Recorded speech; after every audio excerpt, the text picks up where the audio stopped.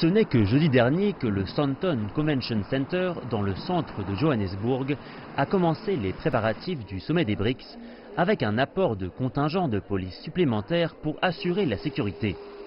L'hôte a affirmé que le pays était prêt, bien que les préparations restent intenses. Le comité interministériel pour les BRICS, mis en place par le président Cyril Ramaphosa, s'est réuni en amont du sommet et a tenu sa dernière réunion aujourd'hui. Le comité interministériel est satisfait du niveau de préparation de l'événement. Plusieurs de nos invités internationaux sont déjà présents dans le pays et ont participé à des réunions depuis le 19 juillet 2018.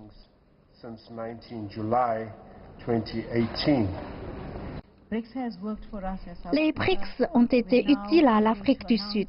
Nous sommes aujourd'hui en capacité d'annoncer que nous avons établi la banque des BRICS et nous accueillerons probablement le centre des vaccins en Afrique du Sud. Mais nous aimerions nous assurer que les pays africains puissent en bénéficier autant que nous en bénéficions.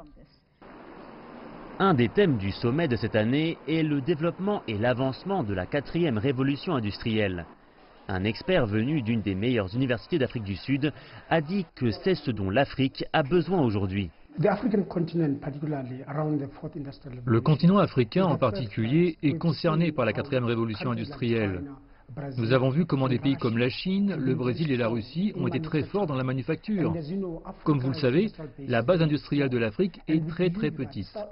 Nous pensons donc que l'Afrique et l'Afrique du Sud peuvent faire un bond et sauter une étape en passant directement d'une économie de services, comme c'est le cas aujourd'hui, à une 4e révolution industrielle, sans passer par l'industrialisation comme en Chine, au Brésil et en Russie. Cette année représente une décennie de coopération pour les BRICS. Le bloc a voulu que des universitaires et la jeunesse se joignent aux discussions tout en déclarant rechercher une croissance inclusive.